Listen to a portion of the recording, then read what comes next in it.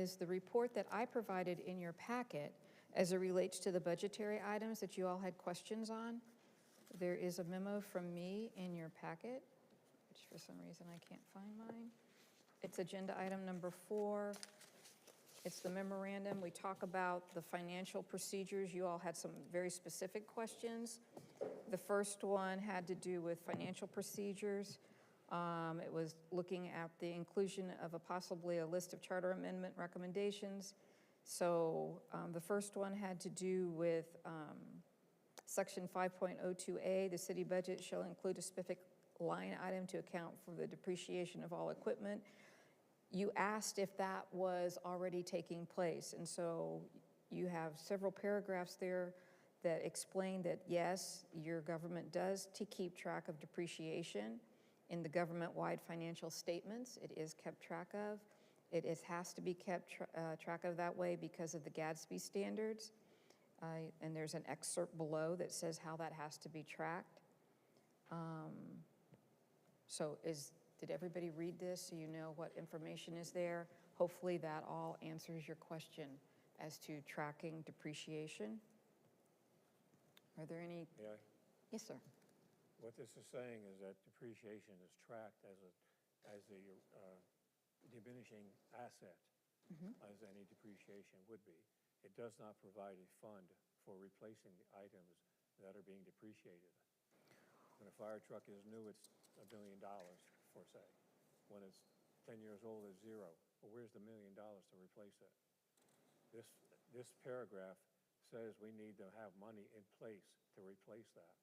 Set up a line item to put the money in place to replace depreciating items. The last paragraph here, budgeting for depreciation specifically is not required under GASB standards for operating budget. I would say, quite honestly, if you want something like that, the best way to have that set up would be in a city ordinance. If you want to have something formally in place for the local government, an ordinance would be the most appropriate place to put that. Yeah. It would not be, you don't see things, so we have to keep in mind that the purpose of a charter is a broad brush. Specifics go in ordinances. That's a very specific thing. So an ordinance would be the most appropriate place to have something like that written. We as citizens can't do anything with the charter, with the operating procedure. And I would like to see it in place that our city stays solvent, that we don't run into huge expenses at the end of a depreciated item, such as the large fire truck or even worse. But again, that can be structured in an ordinance. That can be structured into an ordinance. Yeah, it can be structured right here too. This is the only thing that we're working on. So I would propose that this section 502A be included in the charter, because even though you say it's a specific item, we have a lot of specific items telling what the council can do, telling what the city manager can do, so on and so forth. We don't have, and this I believe fits right into the other procedures that we have. So I would recommend that we include 502A as a item for the charter. Mm-hmm. Anybody else want to comment on that? I think it's necessary. Oh, I'm sorry. Go ahead, Jen. I think it's necessary. In an HOA, anytime we add anything, we have to put money aside. We have to redo our reserves. We have to do reserve studies. So it only makes sense. Like right now, we're talking about spending $250,000 to redo the bathroom in here. We don't have that money. So if we had that type of money sitting aside, we would be able to tap into that without having to look at raising people's millage rates. So I'm for it.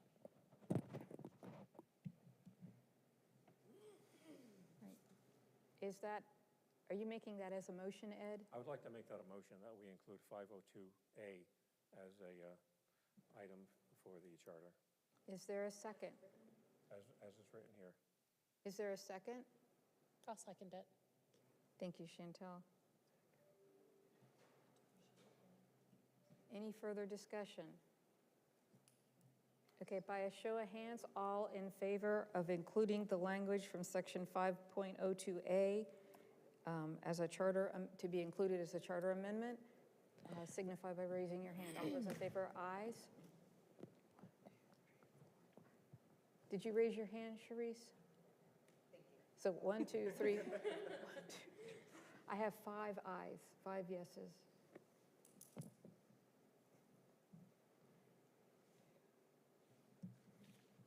Did that include the language inside of the parentheses? Did that include? Did that include the second section too, or? Inside the parentheses or just that one line item? It appears Just that the they're one taking line? these one at a time, so, So I took it as oh. No, the Yeah. note is not necessary. I put that in there for our benefit. just the first sentence. The city budget shall include a specific line item to account for the depreciation of all equipment according to the cost and life cycle of each item. Yes. That's what I Okay. took it to mean, too. Thank you.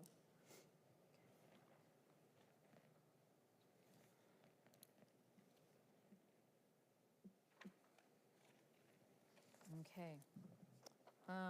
The next item was section 5.02B. The city budget shall include a specific line item to set aside 10% of the city income money to be used for emergency reserves. This percentage may be adjusted in the budget by majority vote of the council. This reserve fund may be used in emergency repairs, storm damage, and similar uses. The reserve fund may be used for emergency repairs, storm damage, and similar. Why did that sentence in there twice? That's very exciting. Okay. In the event that this fund remains unused for a period of time, it is at a point of being more than adequate for the city's needs. So the city council at the end of the fiscal year authorize a rebate distribution to the taxpayers of this city. I believe that was the language that you were recommending, Ed. You were looking for that rebate. So any additional discussion, anything you want to add?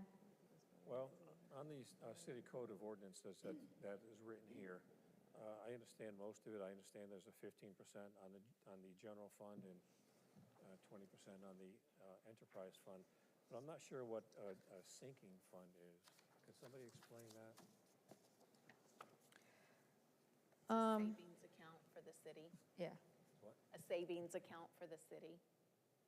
A savings account. Savings account. Savings account. So basically, money that's not expended, it's in your sinking fund. It put over there as a savings account. Maintaining the unreserved, undesignated, retained earnings. Yeah.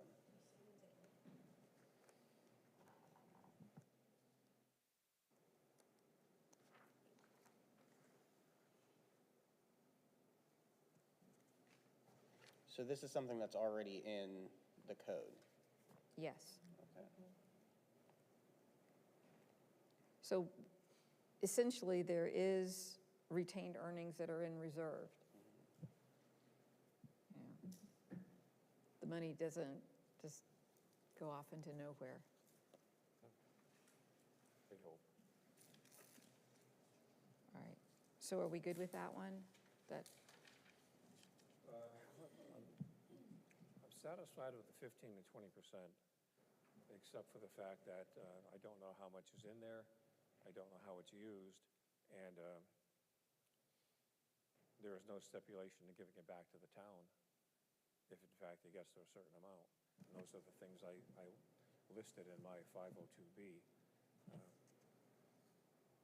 Other than that, it seems they do have a fund, but I'm not sure how they use it. And that's one of the things I asked for at the last meeting. How is this used?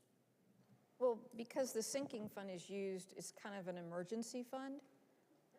It may be used for different things every year. I mean, it may depend on what's going on. So I can't delineate it for you, you know? Does anybody know what's in that fund right this time? Balance is in that fund? I do not. I did not ask them to provide that information. I'm going to assume that it's probably, well, I wouldn't presume anything because that would be not a good idea, but I don't know what is in their sinking fund. I did not ask them. I don't know if we should give it back to the residents. Instead, you can adjust the millage rate down. So if they end up in the black one year by a lot, they could just Jen- adjust the millage rate the Jen, next day, We next year. can't hear you, what you're saying. Can you hear me now? Okay. I don't think we should give it back to the residents, because if we end up in the black one year, they can just adjust the millage rate to go down. So that would be one way of giving back, is dropping everybody's taxes. And it is carried over from year to year. So it shows up in each budget, and they reallocate. Balance was, though, and how it's been used, but I'm fine without that. I think this is adequate for what I said, so any other discussion, I'm open to it. Perfect.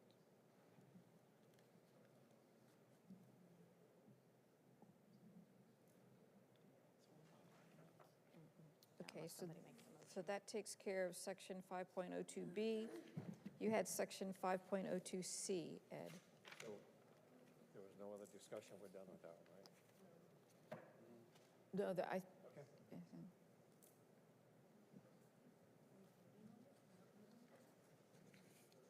Your question had to do with operational forecasting, and what it says here, what I got back from the city was once every 4 years, the city manager, well, what you asked for was operational forecasting. And you wanted, once every 4 years, the city manager shall compile and issue a report to the council and public concerning the forecasted operations of the city for the next 5 to 10 years. And it goes on for some additional information, but the city says this type of forecasting is done as part of the comprehensive plan, which has to be completed by the Community Development Department. So that moving forward forecasting is happening on a relatively annual basis, so. I mean, you want the projected growth of the city, they have to provide that in the comprehensive plan. So they are looking at what is the projected growth of the city. That's how you do comprehensive plan amendments. Couple questions on that. Who makes up the comprehensive, the Community Development Department? Who makes it up? Who is that? Oh, who the employees are?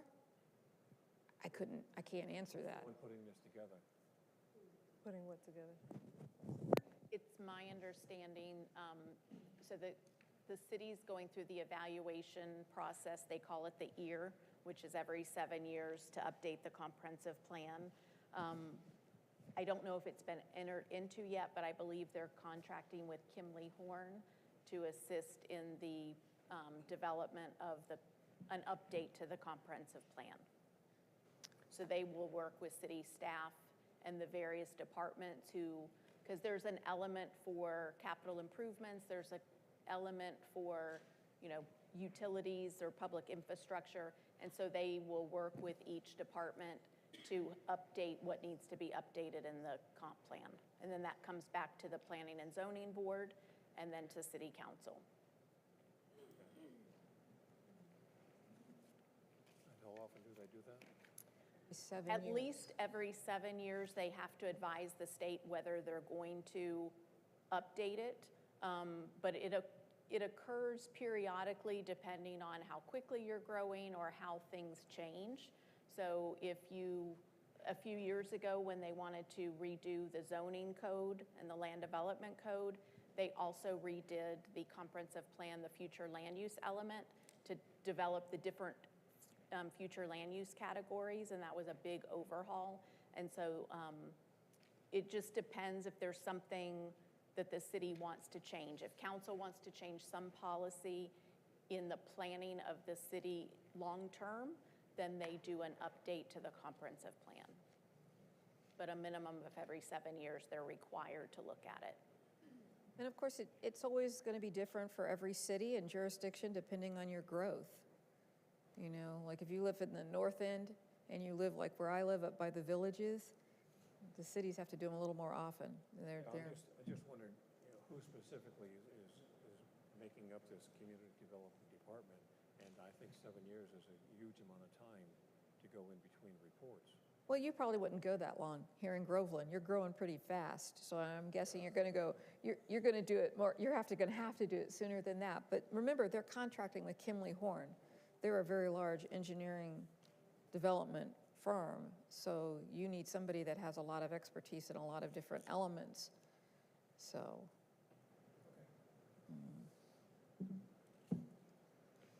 So does that answer it answers your questions more or less, Ed? Well, if anybody else has any questions, feel free.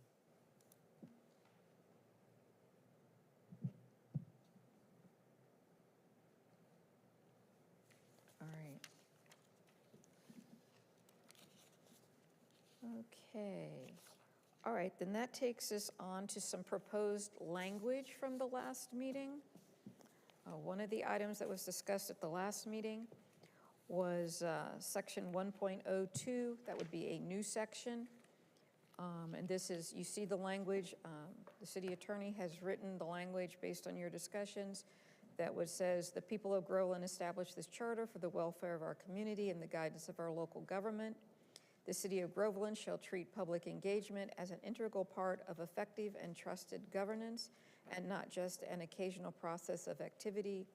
The activity, informed, inclusive, and equitable engagement of our community members, both individually and collectively, is an essential element of healthy civic life and a thriving local democracy. This would be a new 1.02 section under citizen involvement. Did I get that in the right order? It sounds great to me. I think that's how you had it outlined, so I think it's right. Yeah. And then you see that what the amendment would read, it would say, citizen involvement, should the charter be amended to add a provision that describes the integral role of public engagement in the city's governance and establishes community member engagement as an essential element of healthy civil life and a thriving local democracy. You know what, that should be civic, not civil, in the question. Oh, civic, okay.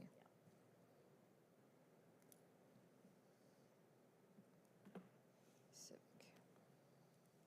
I thought we were voting on either one of two different versions of the language that I proposed last month. And this Well, is you did propose language, but then Chantel rewrote it. You kind of combined the two together. We had two versions. Hers, which was just changing a few paragraphs around, but what we have here is a completely third version. Well, but because you all voted on that third version last time.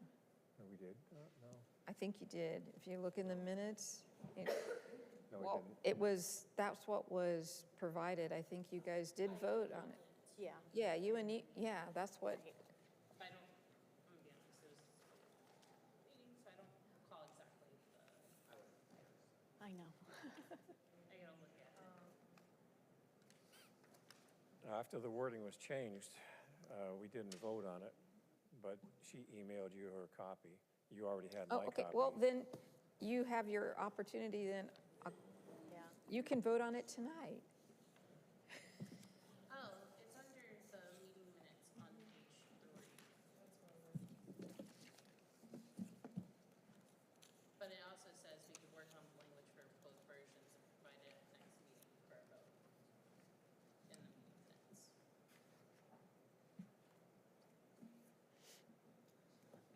Pull your 1.02. language. I misunderstood. I thought it was, y'all had agreed on the language that was provided. So let me get that.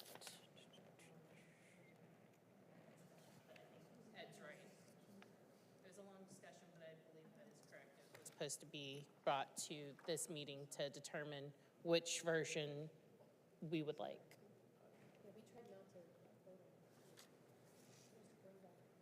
So do you have the proposed language, the second, I don't have. what you wanted to see in the second version? I had the original version. She had the second version. Okay, so we have hers, so then what's, She just needs a copy of yours.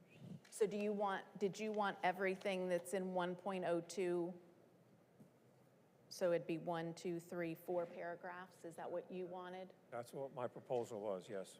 Okay, so can we maybe vote on what she provided that's in your packet tonight and this other language, this 4 paragraphs? And, I don't think I saw the 4 paragraphs one. Is that what you Yes. wanted? Yes. Well, it's not, doesn't have everything that this one does. if that's what you want. Yeah, I crossed out a couple of things, and then I tried to simplify it in what I Oh. thought would work. Okay. That's my thing.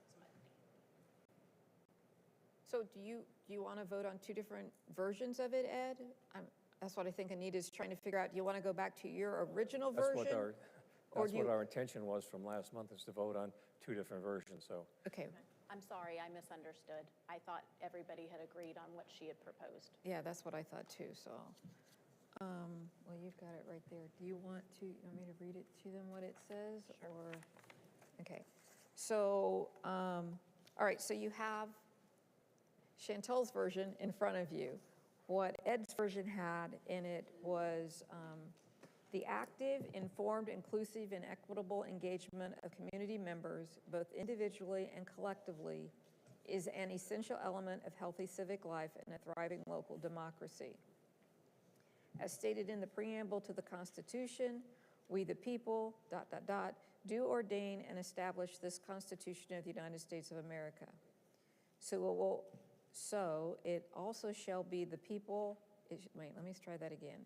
So it also shall be that the people of Groveland establish this charter for the welfare of our community and the guidance of our local government. Furthermore, Article 1, Section 1, political power of the Florida State Constitution recognizes that, in quotes, all political power is inherent to the people, ... close quotes. The city of Groveland shall treat public engagement as an integral part of effective and trusted governance and not just an occasional process or activity.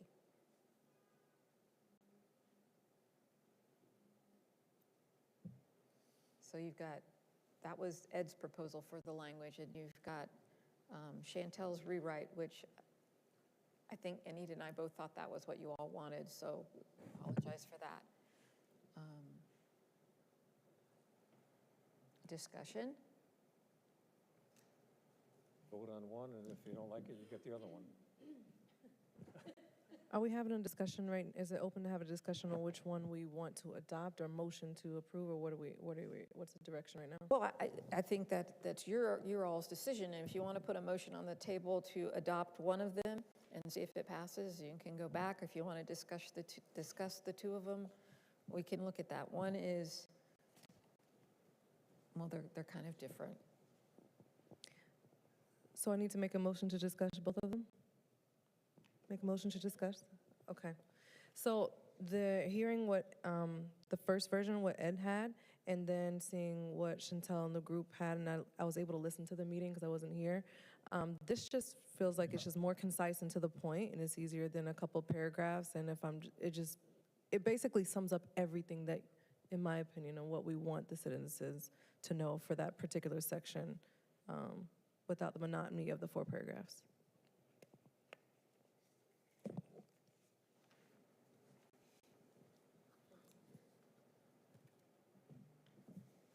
Any other comments?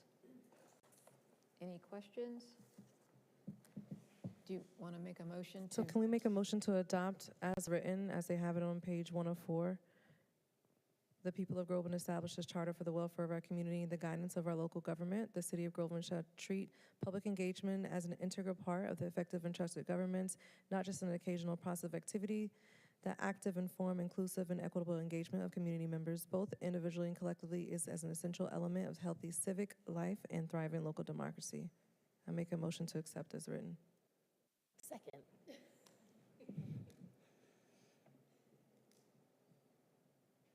Okay, so basically that was a motion to include what was in your packet. All right, so everybody's clear. Christina's motion, seconded by Chantel, was to approve the verbiage as we provided in the packet this evening. All those in favor signify by raising your hand and saying aye. So 1, 2, 3. I guess that was a unanimous vote. Everybody, did you vote aye, Ed? Did I see your hand? Oh, Ed, okay. Everybody but Ed. 6 to 2. 6 to 2. It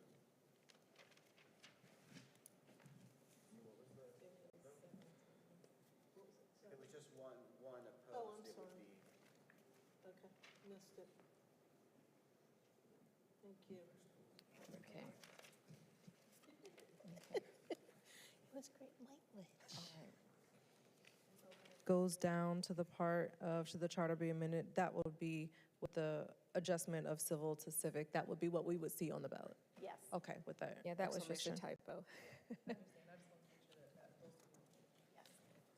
this were to pass and the city council or the city manager went to you as the attorney and said, hey, this just passed, what changes do we need to make? Are there really any changes, or everything that's in here is basically what the city's already doing, or?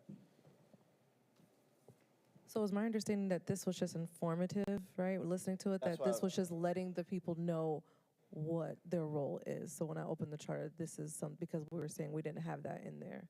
So, I wouldn't see any changes. I mean, if they wanted to adopt, additional language relating to how citizens can be involved, but currently you already have things, either in your code or state law provides for public involvement with regard to measures that come before the council for a vote. So, they could add things if they wanted, but it wouldn't require any changes. Kind of like adding additional preamble language, really. Yeah, I'm just in my head, I'm like, what is the council gonna wanna put on the ballot? And then if it's like, if it doesn't change anything, this might be one of the items that they're like, let's save it for next time, but. That's why they get paid the big bucks. All right, the next item is Article 3, Legislative. It is a new section, Section 3.07E, allowing for citizen recall by petition of ordinances and resolutions. So what this is, let me read this. The attorney has drafted the language for 3.07 procedure. Reconsideration of ordinances and resolutions. The registered voters of the city shall have the power to require reconsideration by the city council of any adopted ordinance or resolution, and if the council fails to repeal an ordinance or resolution so reconsidered, to approve or reject it at a city election. But such power shall not extend to the budget, levy of taxes, or ordinances pertaining to comprehensive planning or zoning. You see then down below that, you see the form that it would take on the ballot. Citizen authority to require reconsideration of certain ordinances and resolutions. So the question on the ballot would say, should the charter be amended to provide that the registered voters of the city have the power to require council reconsideration of certain adopted ordinances or adopted resolutions if the council fails to repeal an ordinance or resolution so reconsidered, then the measure be approved or rejected by the registered voters at a city election. Yes or no? Motion to discuss. Pardon me? Motion to discuss. Jen has made a motion to approve Section 3.07 procedure. Is there a second? I want to discuss this. So a motion to discuss this. Oh, motion for discussion. Motion for discussion, okay. Was there a second? Okay. So can you guys explain what comprehensive planning or zoning is? The comprehensive plan, I think I'm on, yeah. Comprehensive plan is adopted by the council. It goes through the local planning agency, which is your planning and zoning board. It adopts the overall policy of the city that we were talking about before, the future land use, the capital improvement element, utilities, those sorts of things. And then the zoning is your community development code, but it is also where so a comprehensive plan amendment could be applying a future land use designation to a piece of property, or the zoning would it be applying a zoning designation to property. So would these include a developer agreement? No. These would not. So No. developer agreement, any type of, what did they call it? It was the developer agreement and then the The economic development. No, so this would only exclude the levying of taxes, so it would be Right. adopting the millage, adopting your budget. Those would not be subject to repeal or reconsideration. And then comprehensive plan or zoning. That's it. Anything else, development agreements, economic development agreement, all of that would be allowed for you to ask for reconsideration. Okay. With that clarification, I would like a motion to approve it.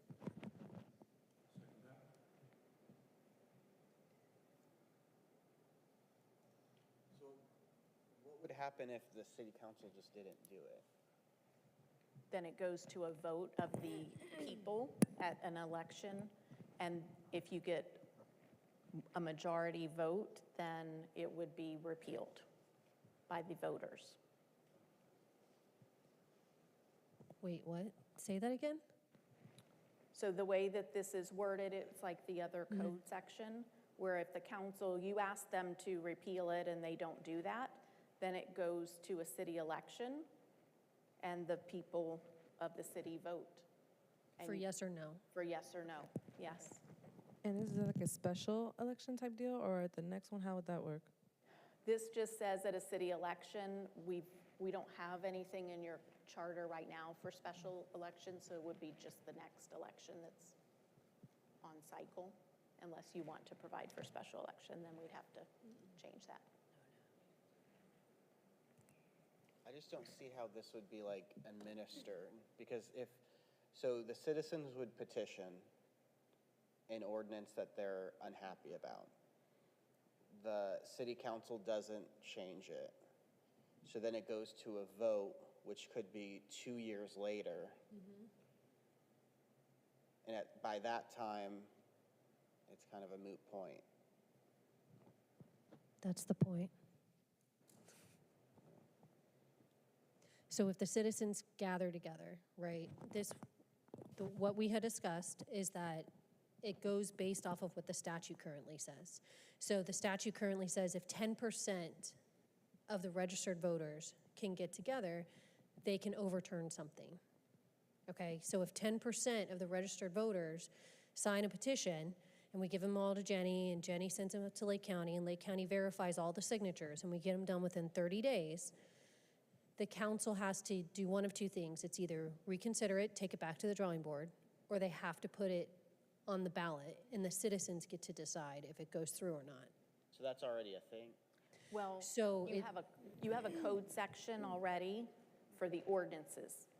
So this council would have to adopt additional code and flesh out the code that she's talking about to apply to resolutions. So you currently have a process in your code that addresses the ordinance section, but it doesn't allow for resolutions to follow that process. So we would change the code if this passes to include resolutions, and it would follow that process, which I think was the intent, correct? Yes. So what all can be passed through resolution besides the development agreement? Typically, what we use resolutions for are adopting agreements, so interlocal agreements with the county or with other police agencies, or adoption of development agreements, utility agreements, economic incentive agreements. Some fees are adopted through resolution. Contracts are approved through resolutions. Contracts are approved through resolution. There's a lot. Yeah, well, that's my concern, is there is so much, and it's so broad, it's like what could be brought out. But And then you if have to get 10% of the registered voters to do it. You've got to get 10% to agree to sign a petition within 30 days, and that's hard. So if you don't get to your 10%, it just goes through anyways. That's the way that the code's written right now. That's the way that the statute's written right now. So the problem with this, the city code, is that the statute says resolutions up top, and then it says ordinance in the bottom, and the city code only acknowledges ordinances. It never brings in the resolutions. So this is bringing in the ability that the residents can also argue resolutions. But again, there's steps that they have to follow in order to be able to do that.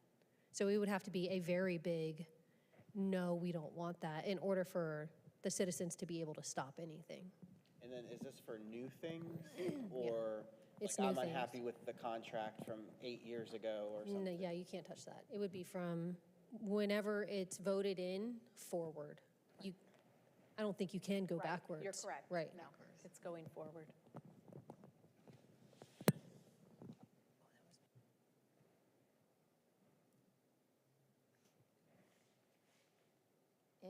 Any other questions on the proposed language?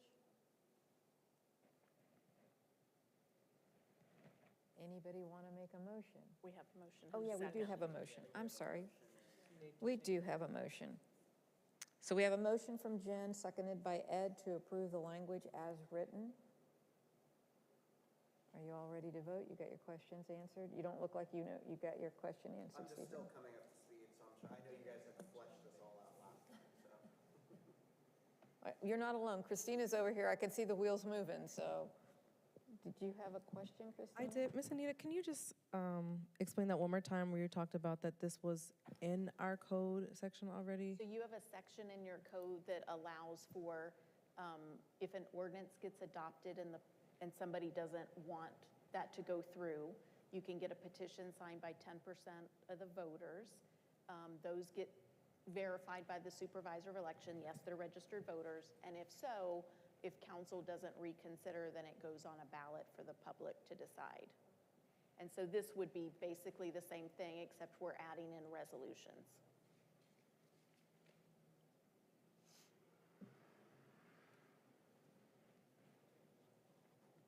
One of my concerns would be just the question itself, and I don't think there's anything we could do, but like the next question is the next one that we're gonna go, it's one line and it's easily like attainable. I could just imagine like the voter going through this and like being like, okay, what do they want to do? So, but I don't think there's anything that can be done about that, so.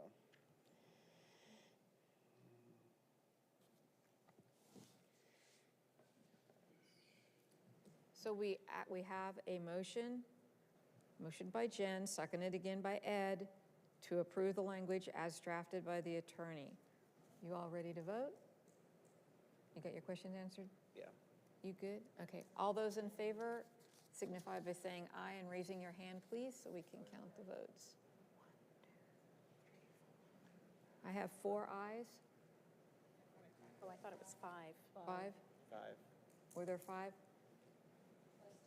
Raise your hands again. Oh, I didn't see Sharice's hand. 1, 2, 3, 5. Okay, 5. I'm sorry.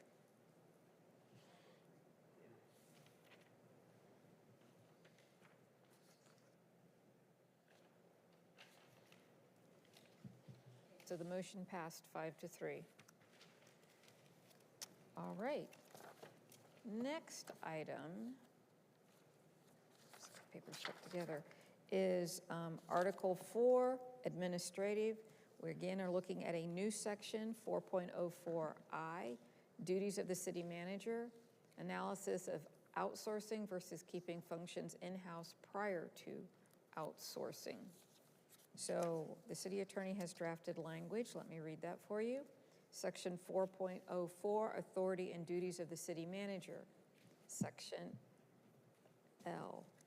Prior to outsourcing any government function, the city manager shall provide the council an analysis on using in-house resources versus outsourcing the government function. On the ballot, this would be a charter amendment. Analysis required in using in-house resources versus outsourcing government functions. Shall the charter be amended to require the city manager, prior to outsourcing a government function, to provide the city council an analysis on using in-house resources versus outsourcing of government function? Yes or no? Discussion.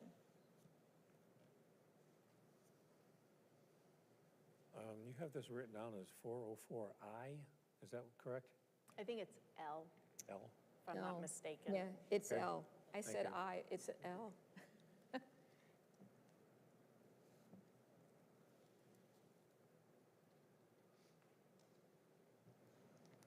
think it's pretty clear, I like it. Make a motion to accept it as written. You seconded that, I Jen? second it, yes. You seconded it? I second. Discussion? Any questions?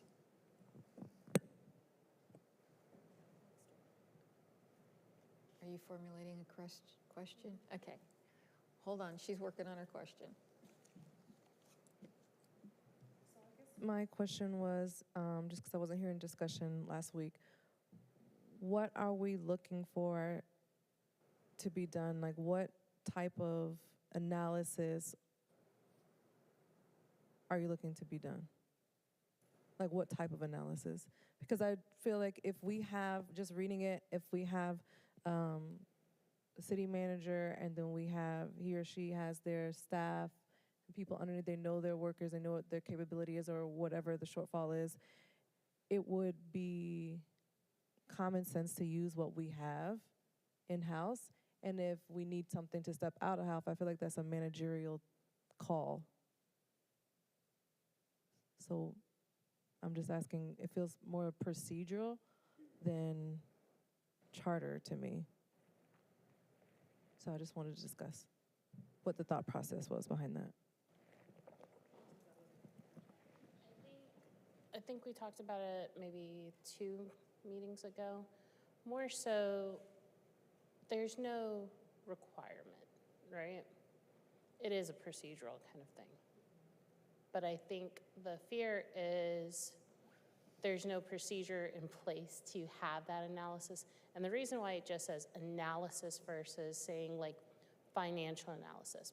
When you're outsourcing something, it's sometimes more than just a financial decision. It could be the reputation of who is doing the work. It could be the skill set, like you said, of the in-house employees. Or it could be, you know, a number of other things. I think, could it be done in ordinance? Yes. But I think that by putting it in the charter, I think that satisfies kind of the need to have that checks and balances for the citizens. And that was just my point of view on that. I think you're right, Chantel, it could be an ordinance. I think the ordinance would give you more latitude as you develop exactly what you want it to look like and what you want the city to actually study for whether they want to outsource it or not, which is why I would caution putting something like this into the charter. I think it gives the city more management flexibility as you learn from what you're looking for if you put it in an ordinance. So the reason why I asked that too, because even having prior worked for the city in communications, I know that when we were maybe looking to outsource something that we couldn't handle in-house, that skill set, that we had multiple companies, looked over it, see which one was best for the budget, what they provided, analysis of that. Not only did that, and that didn't just stop at our senior leadership, but then it got elevated to the city manager, and then he or she passed it on to the council for their review, for their vote on it. So for me, it went through to look at this, I was just referencing that, and it went through a series of checks and balances. So I was just thinking more so not specifically 404, but of all the totality, and we can do this at the end about what, as we hash out which ones we really to do, but just trying to focus on the one really things that we want to get through, and that I felt that the flexibility for procedural will be more suited for the ordinance, all because I know that that's kind of a balance that's already there. So I'm looking like what is most important to do, to put something procedural in the charter or put it somewhere else where we have flexibility to be able to do that. But I just wanted to hear some more feedback and discussion on it, from everybody. Yeah, go ahead, Ed. I feel this is important because the people in Groveland want to make sure their money is being used wisely. Taxes are not fun for anybody to pay, and they want to make sure that what's being done in their city is being done efficiently and correctly. By having different companies come through that they don't know anything about, they don't know why they're being hired, they don't know who hired them. But if we have a clause like this, then I know it has gone through a review and an analysis, and it's been approved.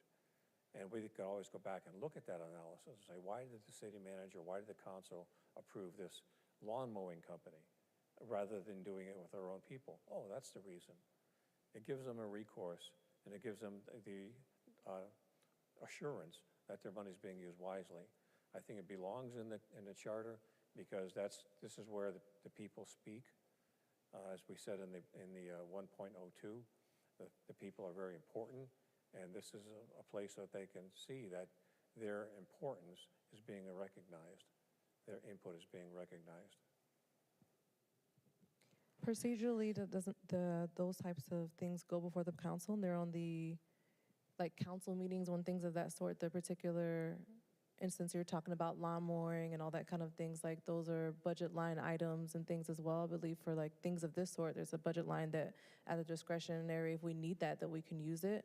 But if it goes to the council, are you looking for checks and balances? That's why I just wanted to get, is that what you mean? I'm sorry, I have a hard time understanding what you're saying with the acoustics in here. Okay. So what I heard you say is that you wanted to make sure that there was a checks and balance of the people while we're spending specific amount of dollars in a certain area, right? No, not checks and balances. It's the analysis that's important. For the people to see what's going on in their town, and they know that they've had the proper procedures in place, that somebody has taken care of their money.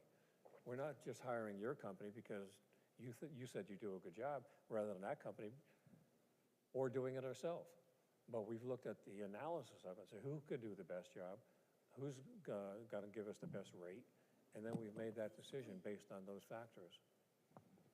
To me, what you're just explaining sounds like the staff and council job, though. If you're looking to see who is going to give us the best job and do the best job, that's the reason for this senior leadership team or whoever is over that particular area to say, you know, Johnny's company can do the lawn mowing for $80,000 or whatever. This company can do this, this, and that. We're pushing this up to the council for a vote to see which one we can get in to do the best job at the lowest cost, at the best cost for the best rate of our cities. So that's why I'm just trying to have a discussion. Do you see what I'm saying? Yeah. So if that is already there and we elected these people to do that and we have these people in staff, why, if it's already being done, why do we need it here? But it's not already there. We're putting it in.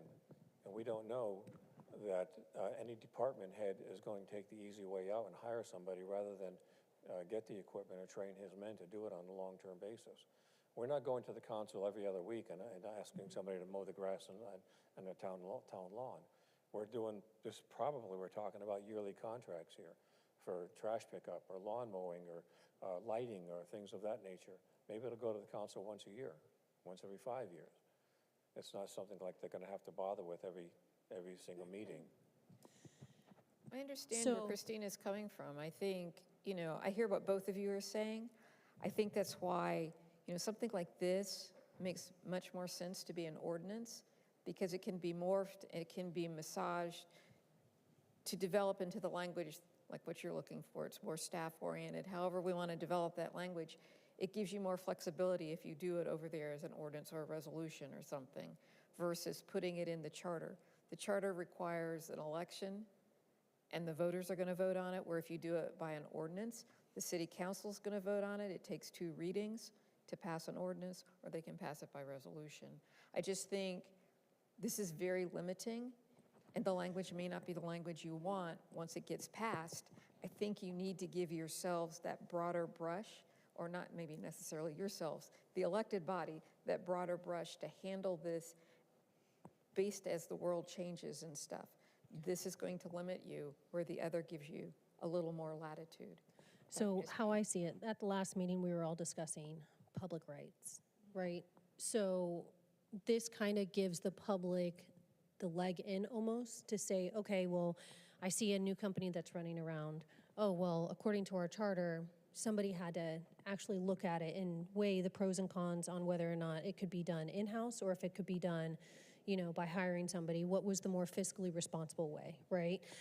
And then not everything's going up to the council. So like the big contracts, absolutely. The annual contracts, the things that last for 5 years. But like these littler ones, like the procurement department and the procurement policies and stuff, there's a lot of them that are just getting passed through and then council isn't really knowing. And I think it's a monetary threshold depending on that manager. So like, I'm just coming up with numbers, okay? So like the director, okay? Well, the director has the ability to spend $100,000 without going to council, right? Okay, well, do we have people that are in-house that are able to do that same exact thing where we don't have to go and spend that $100,000? Do you see what I'm saying? So kind of like another example would be like Andrew Landis. He's an arborist. Okay, so making up a scenario again. If it was the Cherry Lake Park and there was a tree out there and, oh, well, we need to get a study to see if the tree's any good. Well, we're not going to hire somebody. We're going to send Andrew out there. So I kind of see this as a more of an explanation and kind of like it's kind of like a safeguard. So if somebody's got a question, they can present this to the council. They can present this to the city employees and be like, well, did you guys even consider that? What were the pros and cons? What did you guys actually look at? How much would it have cost? Do we have somebody qualified to do that? So I kind of feel like that's why I wanted this in here. I think that was basically what you were saying at the last meeting too, right? It was more just trying to establish the public rights.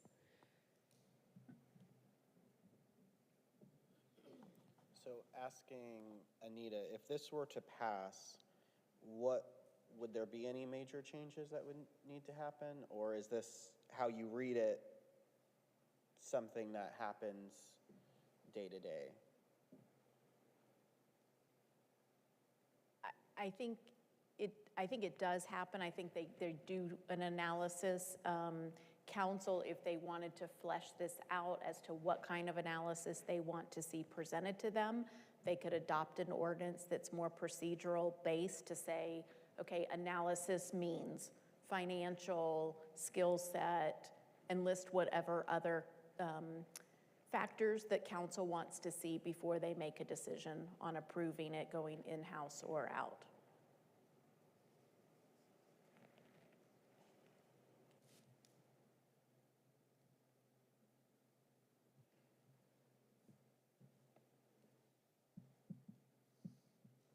Go ahead, Ed. If I may, I've said this before, I think it's worth saying again, because you keep on telling us things that to be put in the procedures or code or things like that. We're here to work on the charter, and that's the people's voice in the community. People that don't have any input on the codes or the provisions of how the town is run. The only provisions, the only place that the people have any input is what we're doing here through this charter. We're the people's voice. We're the people of Groveland who want to see things in here that we think are important. We think that it's important to have an analysis of cost being, with our money that's going out the door. And this is the place that we can put it and have our voices heard, have our wishes put on paper. So I think it's important to be here.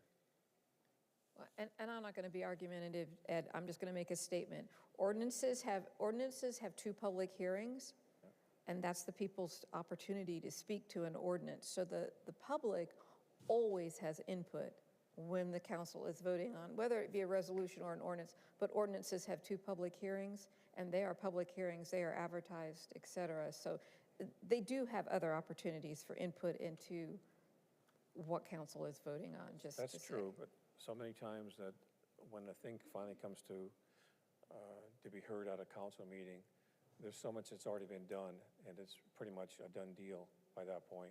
People come up to speak for the 3 to 5 minutes while people are working on their phones or tic-tac-toe or something like that. And they're not being heard. I think this is the place they can get their voice in early and have an effect.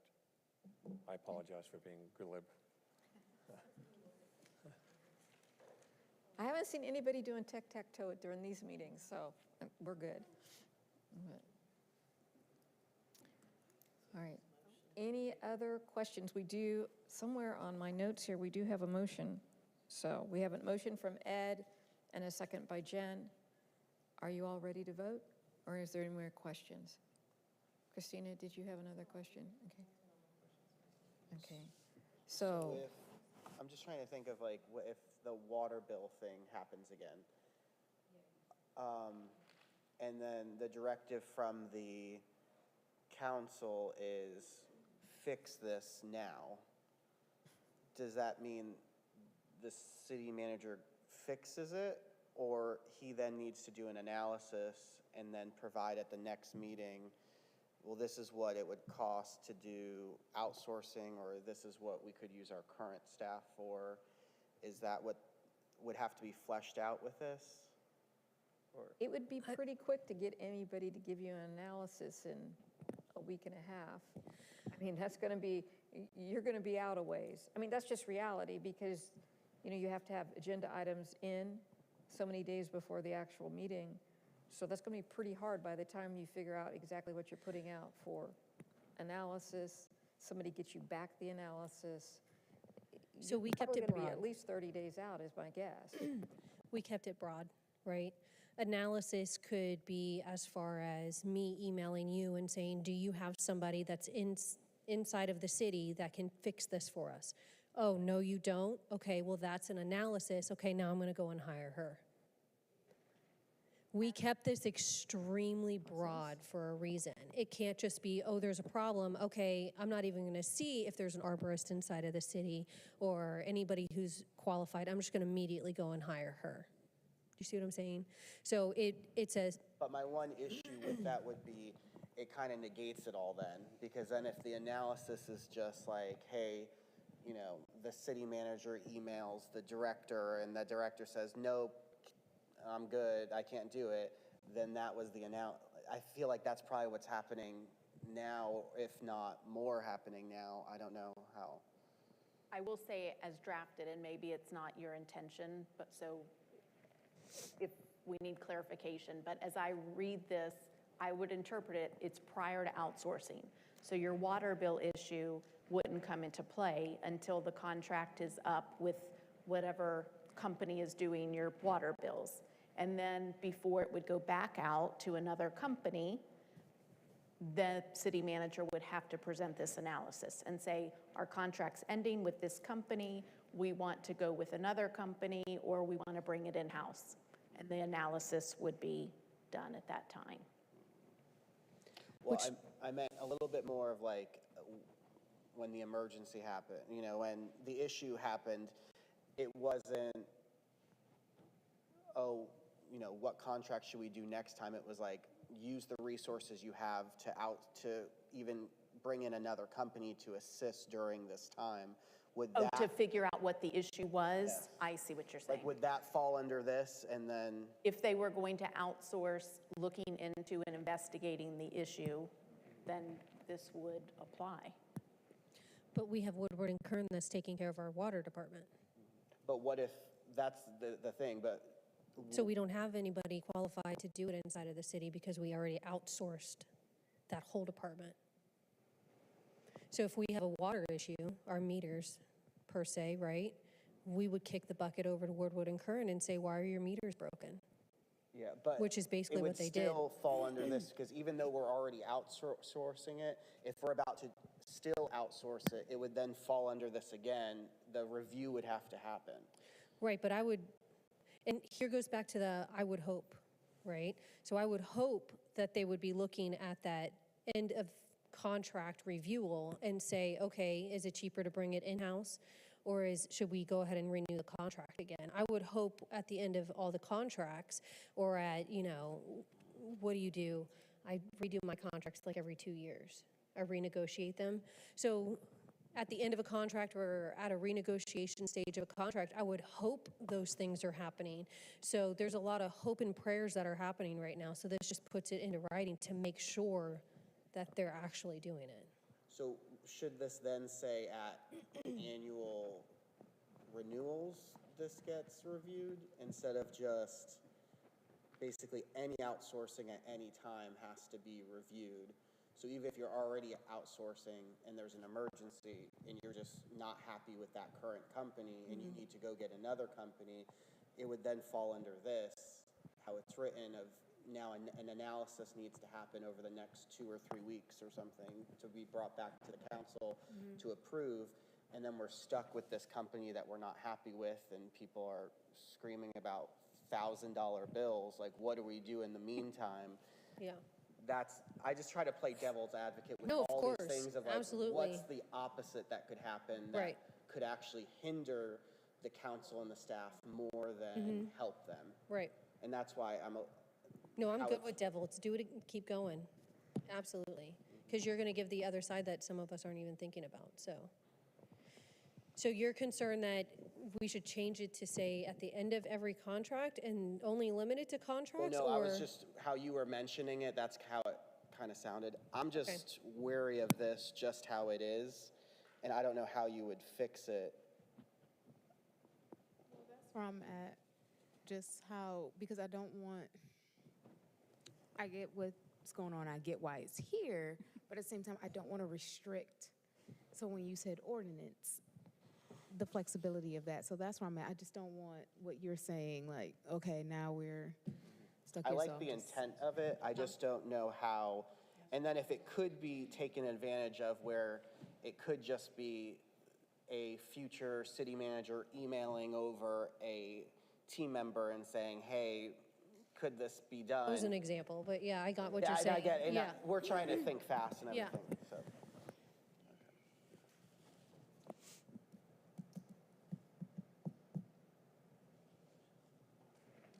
Yeah, I think we have to vote on the motion. Yeah, you have to vote on the motion. Are you all, okay, so you have a motion on the floor to approve it as it is currently written. Motion was made by Ed, is seconded by Jen. All those in favor, raise your hand and say aye. 1, 2, I got 3 people say aye. So the motion fails.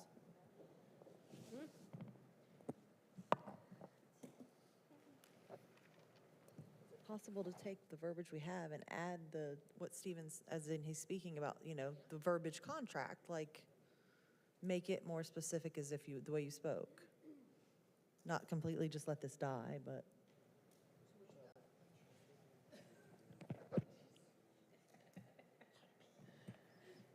I just don't know, and that's my issue. I don't know how you would fix it, and that's why I was just a no on it. And maybe when council hears about maybe they'll come up with a better wording, because even if you add in every year, or annual contracts. Again, I think you're right, Stephen, this is a little bit more complicated issue. And again, it is something that could be brought back as a resolution, but you've got issues in here, timeframes and stuff. You talk about doing an analysis to look on in-house versus outsourcing it, depending on like when you have an emergency, like you all keep referencing the water issue. If it's an emergency, you can't do an analysis in 3 days. I mean, it's going to be garbage in, garbage out. You're not going to have a very thorough analysis done, and that becomes very important in junctures like this. So I think this is something, if you want it, it's something that maybe, it could be brought back as a resolution or an ordinance or something else. I think there are other formats for it to come back. Do we so- want to go on to the next one, and then we'll, if someone has something? Okay, so right now, that one, that particular item failed. The next item is Article 4, Administrative, Section 4.04G. Add language to require the city manager to submit to council at end of each quarter a financial report. In part, that was related to the item that we talked about earlier, that financial information that I brought back earlier that we talked at the very beginning. So this particular section is, it adds language into your current Section 4.04, authority and duties of the city manager. Submit to the council and make available to the public a complete report on the finances and administrative activities of the city as of the end of each fiscal year. The new language being added to this section adds, in addition to submitting reports to the council quarterly as of the end of each quarter, to include financial statements, outstanding debts, current assets, and administrative activities. So the form on the ballot for this proposed amendment in Section 2 of this ordinance shall be as follows. Quarterly reports relating to city finances, debts, assets, and administrative activities. Discussion.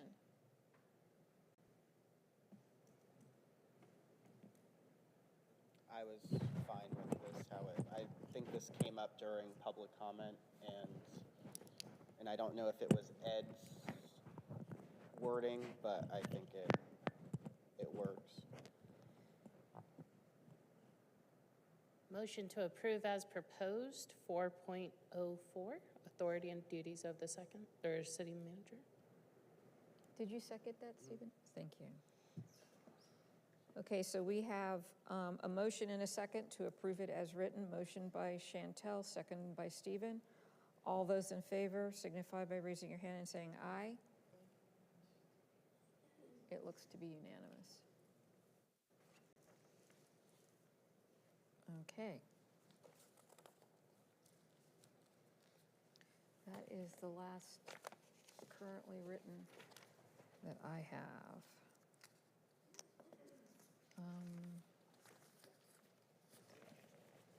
Oops. Oh, I think that's, do I have yours? Comment. Oh, we have a comment. Okay. We have public comment. On the charter. Mr. Mayor, would you like to speak?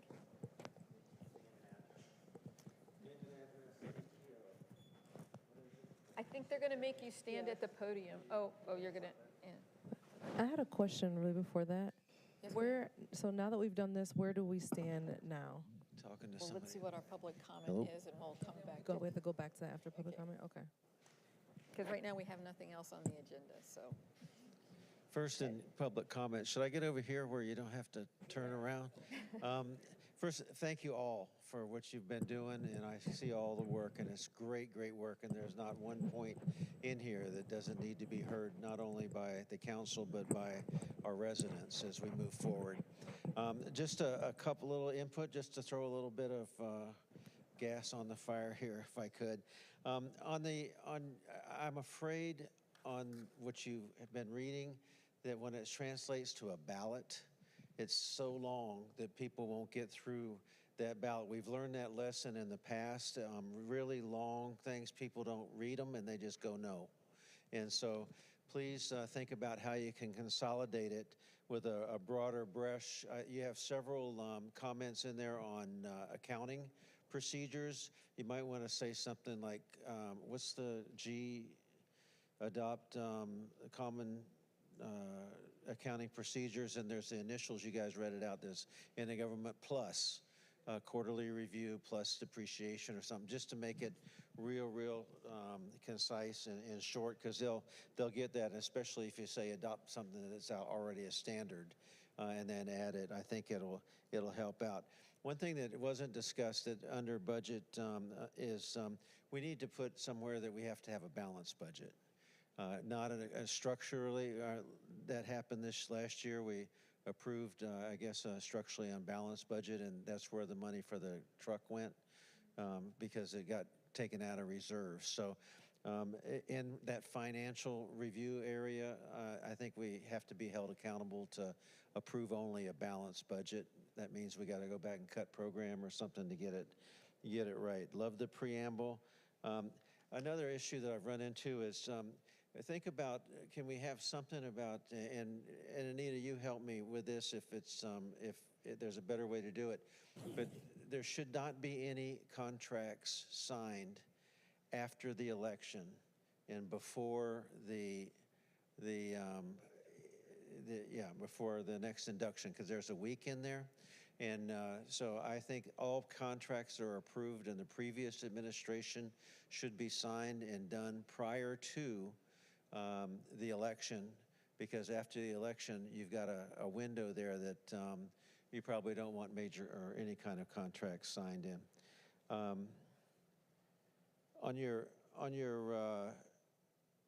I think it didn't go forward, but as you come back again, because I'm sure you all will be back in a year or so, but define the difference between contract and consultant. Contract labor is different than a consulting labor in business anyway, and it's a big difference on utilizing internal or external, and so I just wanted to put that before you. Operational audit, I didn't hear that. Is that in there somewhere? we haven't had one in a long time. And make sure we have an operational audit. And one other bit of language that you might want to consider is that, that year-end reports, your annual report should be done by staff, not by the auditor. It's audited, it's audited. Our staff needs to put that together so they know what's going on and then be audited by the auditors. I haven't seen a lot of places where the auditors do the year end. So that's all I have, and I can't tell you how much I appreciate all of you and what you're doing, and go out there. Please get these down to where I want you to be successful. What goes through has to be very concise and very short, okay, on the ballot. You've all voted, and you know when you get a long thing what happens. Thank you.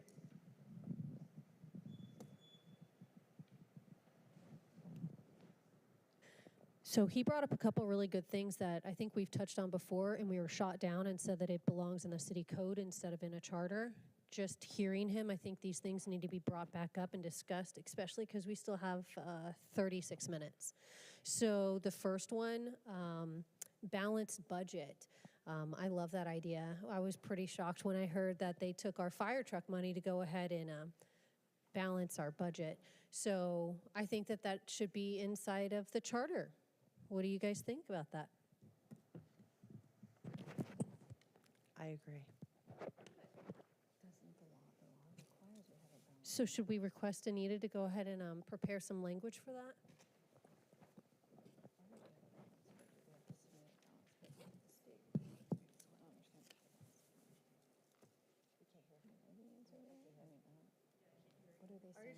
Add it, they're just trying to discuss how to do that. Are you trying to add it to 404, like add a line into that? Is that what you're talking about for the stuff we already have, or do a complete new portion? That's what my question is. I'm 'cause trying to completely reread open this. to, if you think it would be best suited inside of there, I'm good with that. If you think another line item, I'm good with that. But I know that we've touched on a couple of these things before and we were shot down. So I think I want to be sure that I'm clear on what you're asking, Jen. So what you're saying is technically the budget is balanced, but it's being balanced with reserves. So what you're saying is you don't want it balanced with reserves. What I think is that inside of, oh, we have a hand up in the back. You have to say balanced because structurally unbalanced is different than balanced, okay? So, Right. Yeah, you might want to give them we don't want to approve structurally unbalanced budgets. Because, yeah, you have less income than the budget, so you're balancing it with your reserve fund to make it balanced. So that's what I wanted to be sure that we were all talking about the same thing here. That's why I asked the question. So yeah, I don't think that it's appropriate that if we have all these different programs that are supposed to be funded by the city and, oh, well, we can't do that underneath this millage rate, let's just go ahead and take the money out of our reserves account that's to be built for, oh, I don't know, replacing a retaining wall, and we're just going to use that over here. And then the retaining wall goes down the next year, and we go, oh my God, where are we going to take the money from? So yes, a structurally balanced, where everything is accounted for. Budget shouldn't be complicated. It's how many pennies do we need? How many pennies are we going to spend? Oh, well, we don't have enough pennies? Okay, well, what can we not pay for?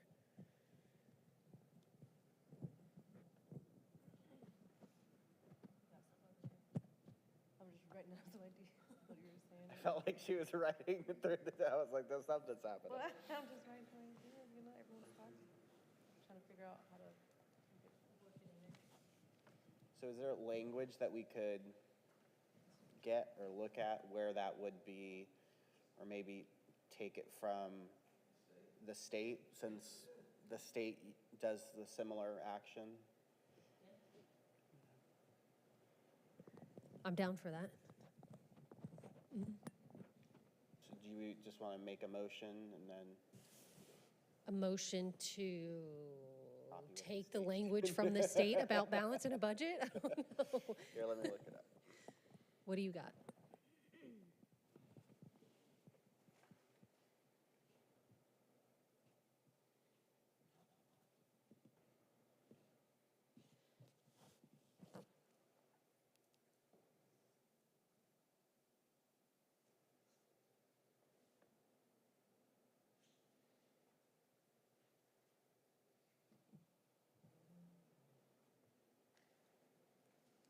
You know, I have to, I feel very compelled to warn you to tread carefully.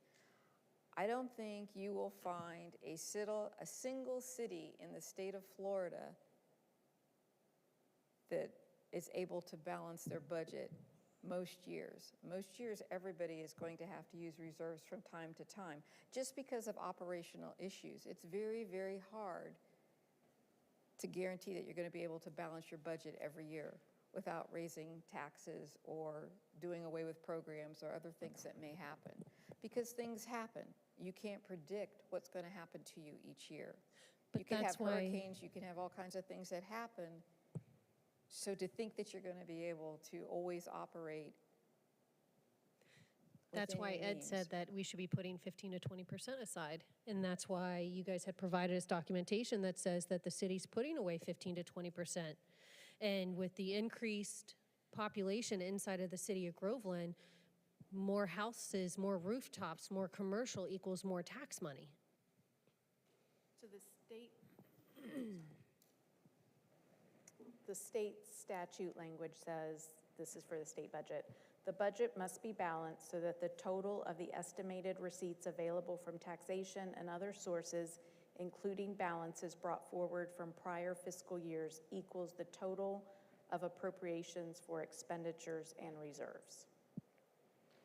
I don't know if that's getting what you want. Yes, that one. I do a motion to approve that.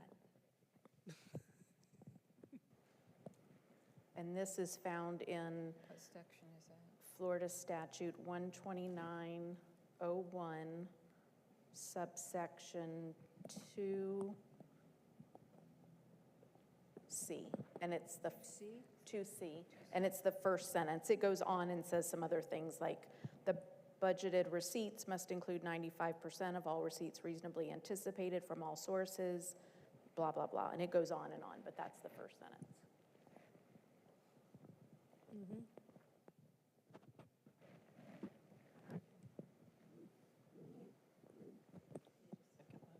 I could also see like a compromise too of like the city, and if there isn't a majority to do that, then there's a requirement, like on the state level, the governor has to at least provide a balanced budget.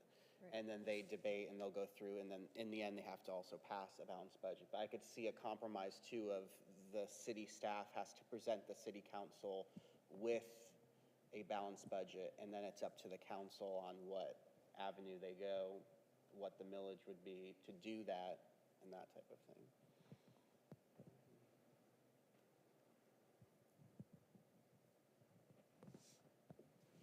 We have a motion, we just need a second.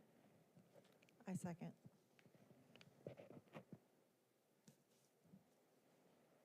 So Jen and Michelle, first and second motion. I was going to say, yeah, who made the original motion? Jen. Which was, and then Michelle seconded it? Yes. Okay. The first sentence in Florida Statute 129.01, subsection 2, subsection C. So you have a motion and a second on the floor.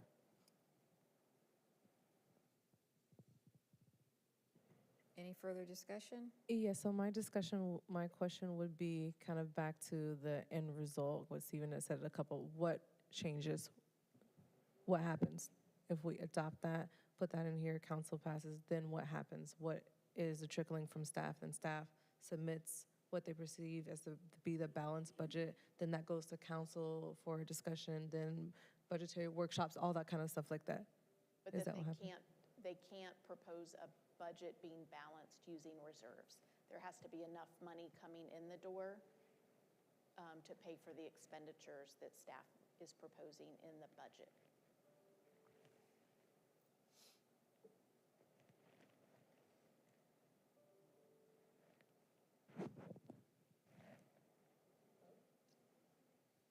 So could that mean, just devil's advocate, could that mean that a balanced budget could, without reserves, and maybe the mayor can chime in if he knows, what would the millage rate need to be if we weren't using reserves? Or the opposite side of that, what do we not pay for? So instead of constantly increasing taxes on What would you people, cut? what are we cutting to keep it down? So I think at the last budget session, I thought staff presented a budget that said, there were like 4 projects that if you want to do these, then you have to adopt this millage. If you don't want to do them, we can cut it. So it would be that similar analysis that they would come forward with something, and then if council wants to add it, they could pull from reserves. If this language is in here, that wouldn't be possible. Council would have to eliminate those projects or change the projects out or eliminate some other expenditure. Or create a Doge inside of the city. I mean, I'm hearing those are really successful right now. A Doge. Well, you wouldn't create it just because the governor's already created it, and then Trickle cities and down. counties can opt into it. So the cities. Ooh, we how do I wouldn't put a have to motion in for that? Your representative is right over there. I've offered my services. I just want to make sure I have it clear for what the last thing you just said, Ms. Anita. So you're saying, based off the budget workshop and things before we adopted just now, city staff and everyone suggested, let's say hypothetically, whatever it was, 4 items, like, and if we want to get these things accomplished, this is what we need to do, millage rate, et cetera, blah, blah, blah. Rate or pull from reserves. Correct. Yeah. So we're saying if and when this language goes forth, right, then the council will not have the authority to say, we want to do these 4 items, we need these 4 items, let's pull from reserve to accomplish it. They have to do everything from the balanced budget as is, leave reserves. What would reserves be used for then? Those other items that, like the hurricanes, all that kind of stuff like that. Right, So we wouldn't whatever's be able in to your pull them. ordinance, Okay. yes. So the council would have the option of cutting or increasing the millage Got it. to make sure there's enough revenue coming in to pay for the expenditures. When would this take effect? I'm sorry? When would this take effect? It would go into effect once it's approved by the voters. I think in the other ones, I put like January 1st or something like that would be the effective date.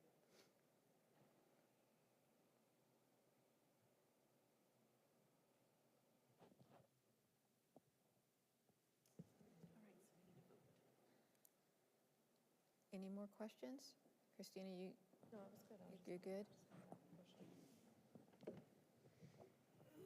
I was just seeing what other cities were, because it says there's other cities that do it. I'm just trying to see what their language is, and then what happens if there is an emergency situation. Like, is there some way that they can? But that's what the reserves are for. So we have it in there. Ed wanted 10%, but what they had provided is that we're putting 15 to 20% away for emergency situations or reserves, right? But we're saying that they can't use those reserves to balance the budget. So if there Right. was a situation where we did want to do a project because the plant went down or something, we can't use the reserves for that. We would have to increase the millage rate But for the budget. what we just, did we pass that one? I think we passed that one, is that instead of just waiting for something to break, right, and then us figuring out how to pay for it, it was to start putting money aside, like, and I think Ed was using the fire truck example. Fire trucks are good for 10 years. So right now, we used our fire truck money last year to balance our budget. So instead of being able to do that, we put the language inside of the charter that says no. So if the fire truck is now 2.3, okay, well, what we do is do 150% of that. So you budget for 150% of that after the 10 years, so then you're paying cash. So the reserves would be for those catastrophic issues.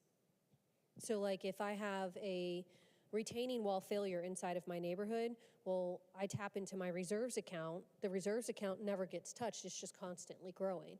But if something catastrophic happens, we've got it inside of our HOA verbiage that says, okay, I'm allowed to go and tap into that in order to fix a catastrophic failure.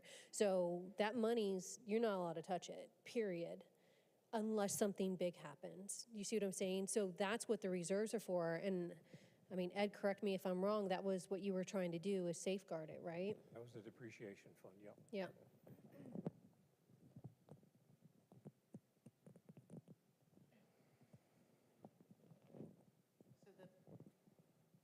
there's a city that adopted, and it's in another state, but they adopted a policy relating to budgets, and it has a whole section on structurally balanced budgets, and their one blurb policy just says, the city shall endeavor to adopt a structurally balanced budget. Generally, this means that reoccurring expenditures should be covered by reoccurring revenues, and that non-reoccurring revenues should be used to fund non-reoccurring expenditures.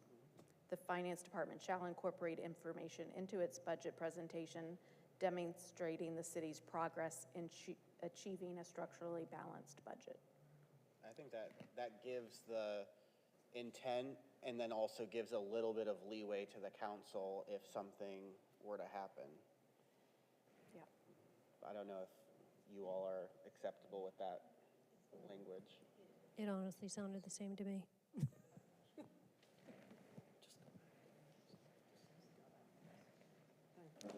This is the city of, Because then it's kind of like I was City saying, of Avalon. this is the goal that we're trying to hit every single year.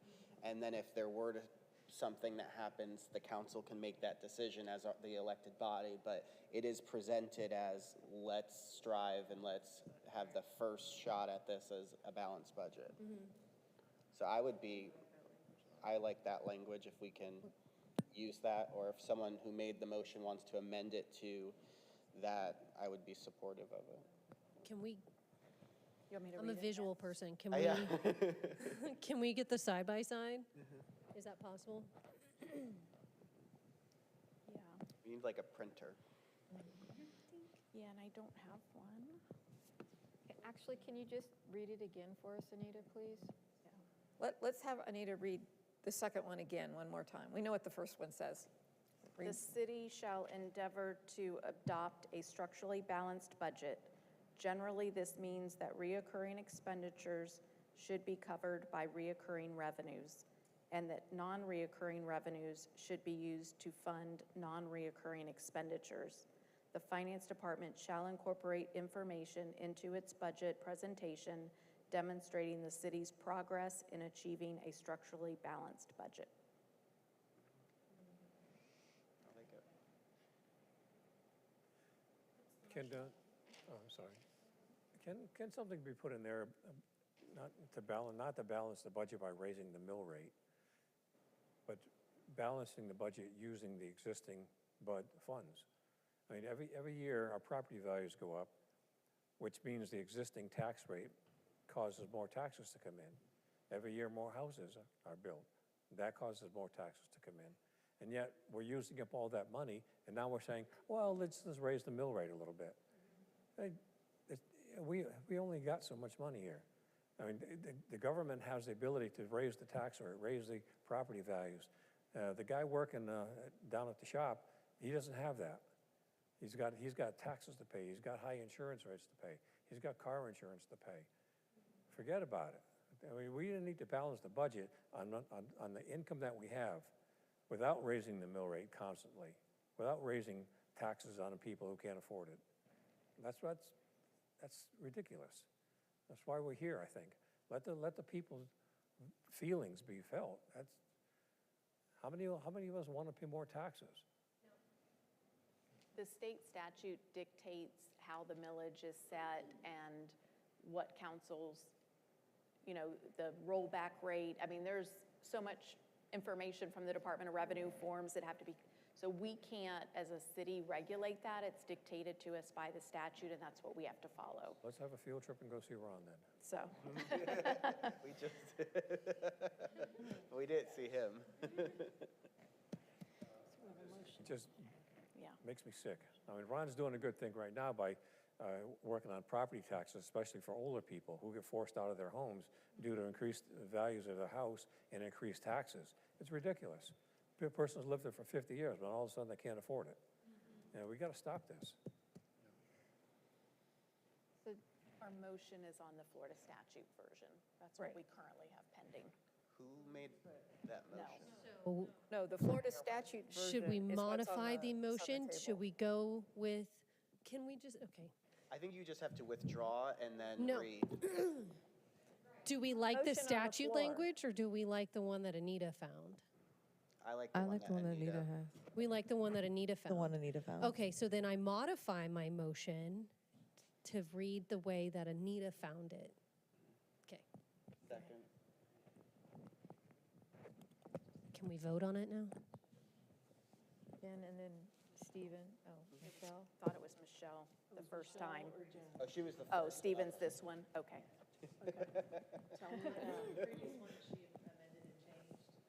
Okay. Okay. Thank you. Who was the first on this one? I'm confused. Jen's the Maybe first on I both. should withdraw it. You should just do it And again. then Stephen, Why don't you yeah. I just, got it right. why don't we just withdraw the first motion and make a new one? It's fine. She amended, Jen amended her motion. That's what I have. She amended the motion. Yeah. Stephen was second. That's exactly what I have. See, there's a vote. Okay. Okay. So we now have an amended motion on the floor made by Jen, seconded by Stephen, to bring forward the language that Anita read from the city of, I forgot the name of it already. Avalon. Avalon.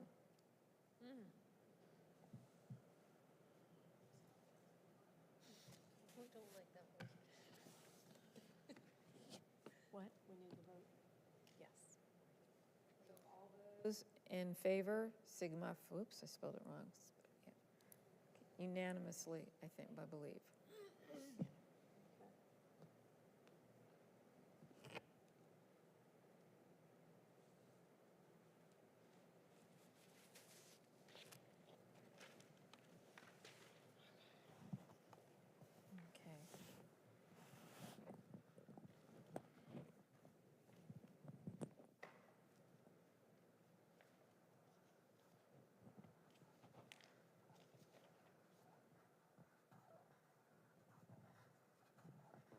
Are we ready for the next one? Yes? Okay, cool. So the contracts, the no sign between the election and swear-in, I think that's important, but I also think that we should add something into that, that no contract should be renewed unless it's within 6 months of its expiration. Reason for that, you ready? Okay, Alpha Inspections has a 5-year contract. They'd like to renew it at year 3, repetitively. They're the ones that are getting $2 million a year from us.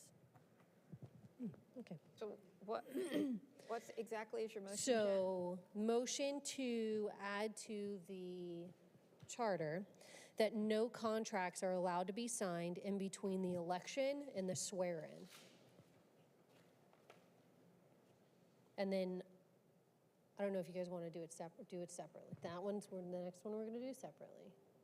Okay, good job. So when you say between the election, do you mean once the election has taken place?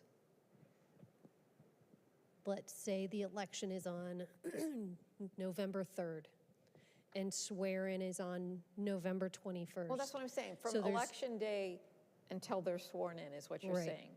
Yep. Okay, I just want to be sure. What's the current, is that in code right now, when someone is elected and then when they take office? Is that a code item?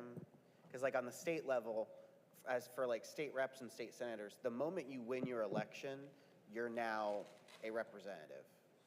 And then you go and you, Yeah, that doesn't work that way at the local level. so that's why I don't know, so if, They have power until the new guy gets sworn in. yeah. Lots of people, their elections in November, they're sworn in maybe January 1st, you know. I don't know what it is here So in ours are Groveland. sworn in November? It's like the next council Second meeting. meeting in The next November.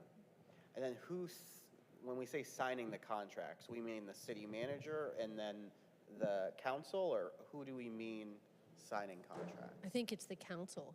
The council, it's Yeah. the mayor who signs. It's the council. Is, Standing. can I ask a question? Yes. So I think sign is probably the wrong word. Do you mean Executing? approve a contract? Yes. Yes. So you don't want the council to be able to approve a contract between that time frame? Correct. Okay. So the motion's going to be no contracts to be approved between election day and swearing in. That's not what we want. Okay, talk to me. What happens if the mayor doesn't change? A comment from the audience. A comment from the audience would be appreciated.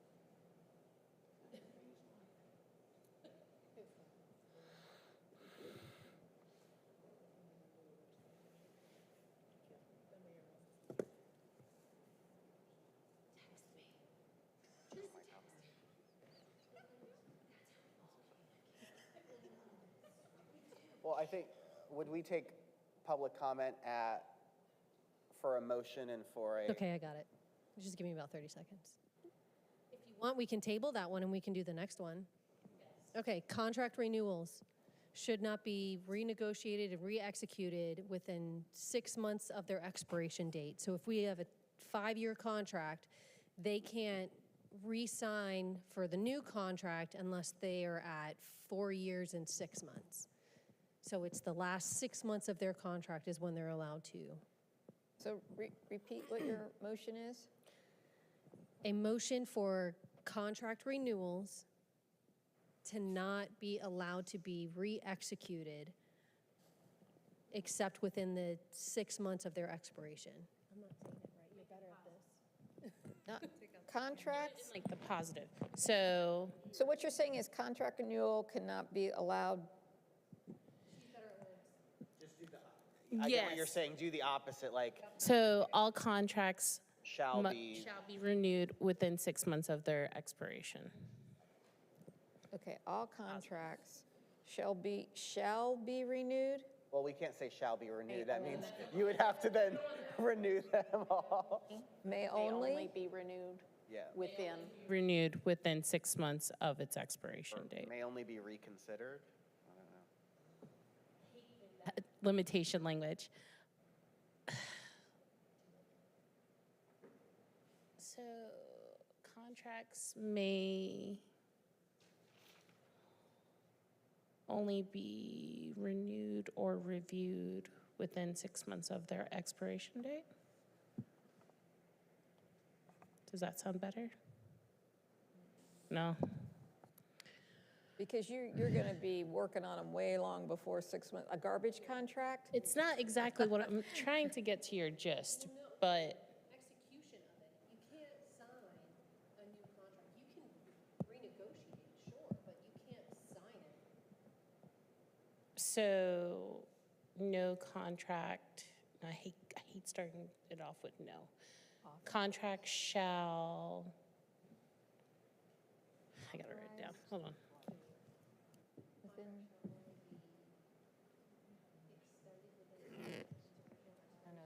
We've got an open motion on the They floor. tabled that until, they want to come back to that one.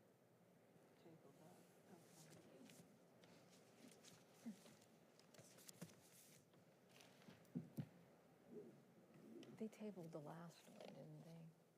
Yeah, they wanted to move on to the next one and then Right. come back to that one about the Yeah. election.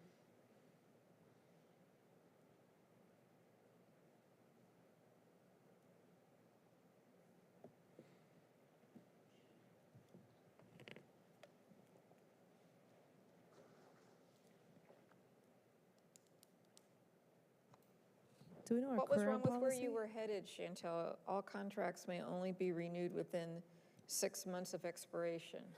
I mean, isn't that what you're asking for? The gist of it. I hate the way it sounds, but that might just be what I wanted to say.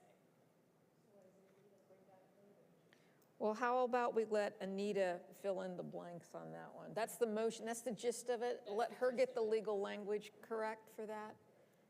Is that okay with you, Anita? If you get the legal language, Yeah, it's cleaned up, if I can. I mean, I think that, pretty much says that it. says it. So, It feels like it doesn't, there's too much loopholes. I don't know if that's the way it looks like to me in my head, but I might be. but we, I'll look at it and see about adding something, Okay. but You I wanna make sure understand that's- what you're that's a trying to pen- a accomplish. Pending renewal, not a renewal. I'm sorry. I want to make sure it's a pending renewal. It can't be renewed until 6 months, but it's a pending renewal. It's not an automatic renewal, that's 6 months. Right. No, it says yes. all We're contracts. going to review it, we're going to negotiate it. Right. It's a pending renewal, but it can't be renewed until 6 months or later. We have that motion, but there was no second. Do we have a second for that motion? Do you have a I second? don't have a motion on that, we tabled. The motion right now that Jen just made, or between the two of them over there, all contracts may only be renewed within 6 months of expiration. Okay, so Jen made the motion, did Right. someone second it? I second it. That's what I'm asking for. There we go.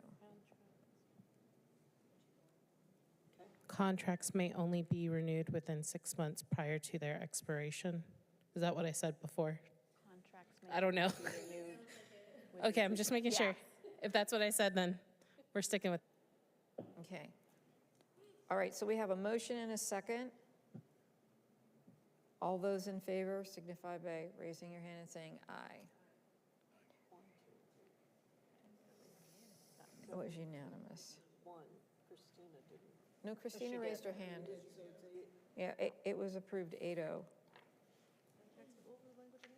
Not to rush anyone, because I know we have a quorum here. I just have to be in Eustis in like 45 minutes. So you're leaving right now? So I need to leave Well, fairly soon. We've got but- an open tabled motion on the floor. So that's a horrible sentence. Well, no, that one did, but we got to go back. The one, no contracts to be approved between Election Day and swearing in. No public comment for that. Oh, I thought, for some reason, I thought you left. I looked back there and I didn't see you. I thought you'd left. Go ahead.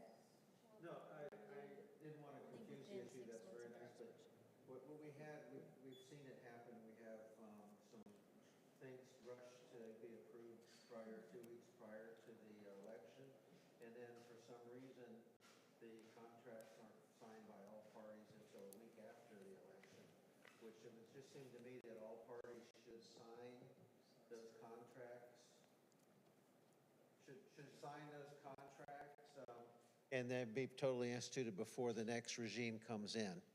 Because the mayor signs the, and if that mayor has not approved that or doesn't approve of that, they have no recourse. It should be done prior. No carryover contracts, none, 0.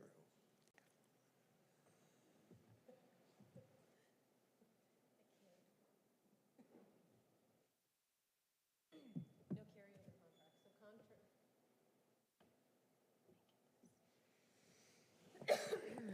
So yes, building off of that public comment, which was very good. Back to our open motion, the contracts, no signing between the election and the swear-in. So any pending contracts should be executed and finished before the election, or finished up before the next swear-in. So no contract should be carried over into the new mayor. So hypothetically, I run for mayor in 5 years. Sorry, Keith, you're getting bounced out. Keith can't agree to a contract and then I be forced to sign that contract. He needs to sign that contract before I come in. Yep. So we're taking away what you previously said on that topic? No, it should still be the same thing. Yeah, no contract should be signed in between the election and the swear-in. You said approved, now you're saying signed. And that's two different things, because you got to remember,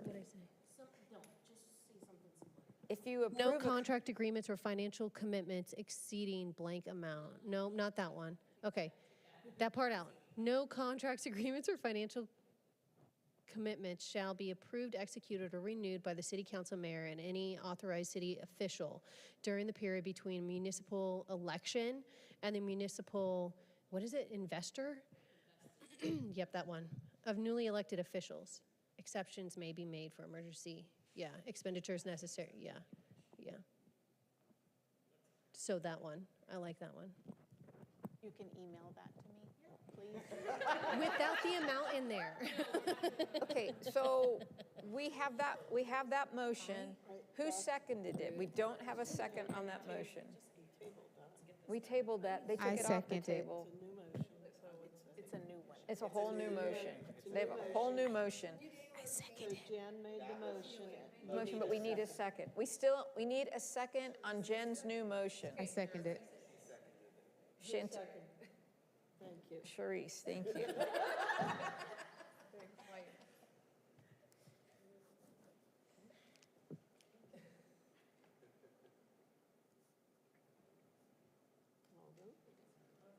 Okay, and you're going to send that verbiage over to Anita, okay.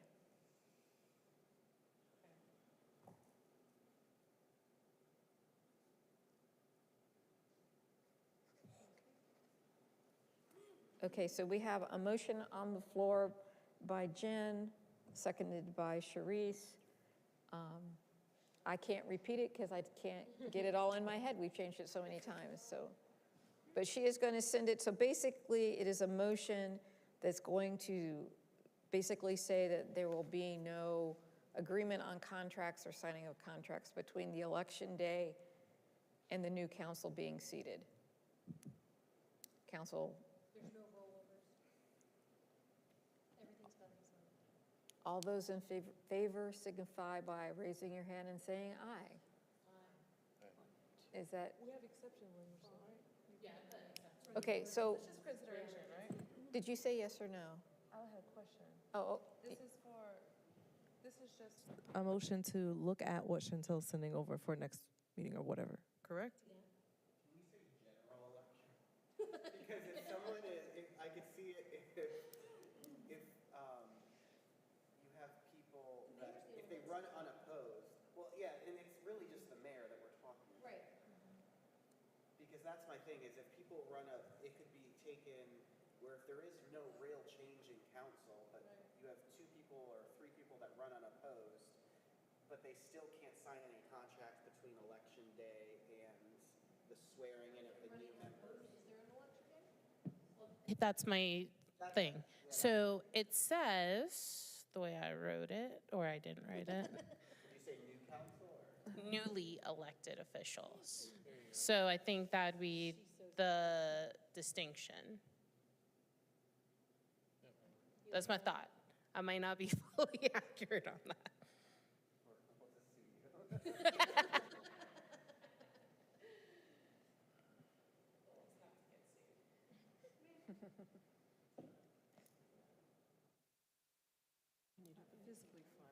where you're going, Anita? Yes, because she's emailing it to me, so Okay. I'm clear. But I don't think, okay. Could you please, because I don't think everybody around the table is exactly clear. Can we just vote on that? Huh?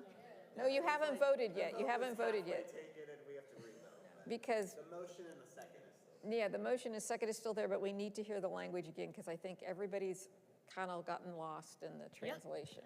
So no contracts, agreements, or financial commitments shall be approved, executed, or renewed by the city council, mayor, or any authorized city official during the period between a municipal election and the official investiture of newly elected officials. Exceptions may be made for emergency expenditures necessary for the continued operation of essential city services, subject to approval by, and it has some examples, but I'm just going to say that you can put that in there. Okay. Okay, so is everybody clear on what the motion says now? Okay, so we have a motion and a second. Jen made the motion. Sharice, yeah, seconded it. Even I'm starting to get confused now. All right, we've heard it. Everybody ready to vote? No more questions. All right, all those in favor, hands up. Unanimous.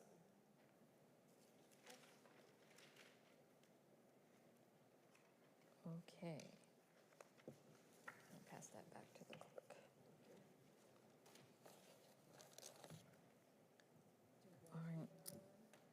All right, so I think that was the last item for business tonight, correct? I don't know, me and Chantel want to squeeze one more in. You said.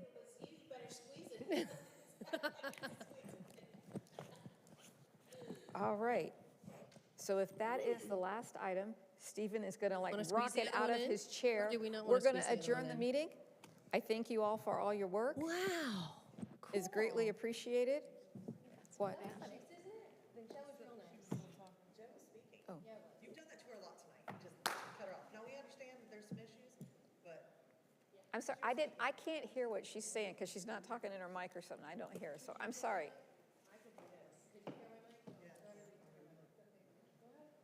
Well, go ahead. If you have I more to say, understand that we're Jen, trying go to ahead. cut the April 14th meeting, but I kind of feel like we should have the April 14th meeting and strictly have Anita bring us what it is we're bringing to the council. Because at this point, not to sound rude, I've got all these papers of what we're bringing to the council. We've changed verbiage, we've added this evening. I feel like we should have the April 14th meeting and it be you bringing us exactly what we have agreed on, the verbiage that we've changed, the verbiage we've discussed this evening, and bring it to us so that we know what we're putting in front of the council before we get there and we're like, oh, that wasn't exactly the verbiage we wanted, or oh, I don't remember that exact verbiage. So I propose that we have the April 14th meeting. Susan, I understand you were only signed for 5. Not to sound horrible or rude, you don't have to be at that last meeting if you choose not to. Not to sound horrible, that's fine for our finances.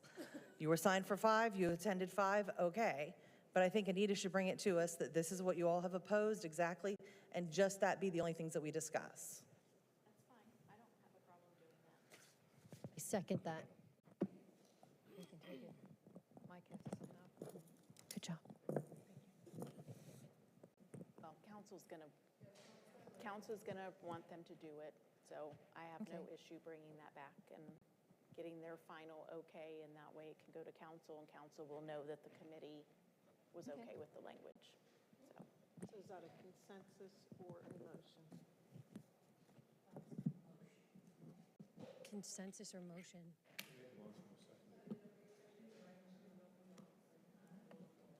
I'm having a really difficult time hearing without. Motion, Okay, and was it was that made by Michelle. Jennifer? And I thought Ed, but I could be wrong. Yes, Motion you're by accurate. Michelle, It I was think. Michelle, and Jen seconded. Okay. Can we bring it to a vote?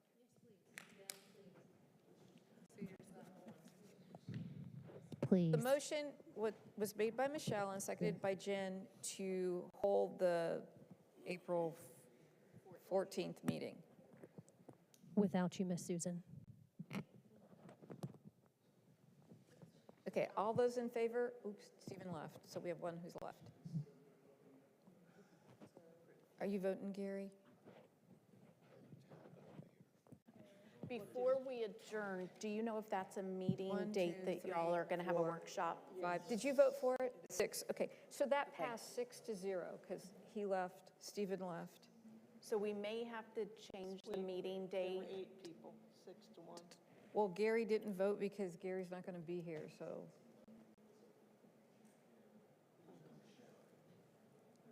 Let's see. So what's your question, Anita? Well, the city just reset their schedule for budget meetings, and I wanted to make sure if that's going to conflict. So we have a finance, human resource budget meeting on the 14th at 6:15. So can we circulate other dates to the committee to hold that meeting, since they already have a city meeting that night? So we'll do that. We'll circulate meeting proposed times and see when you can all be here. Yes, as soon as, I think I only have a couple things to draft, so as soon as we can get that done and the agenda prepared, and a meeting scheduled. I'm sorry? Wednesdays and Fridays are amazing. Okay. Okay. All right, well, we will circulate dates. All right, thank you for that. Susan, do you want to adjourn the meeting? Yeah, if that's the last thing, then we are adjourned. Jenny, yeah, 8:08.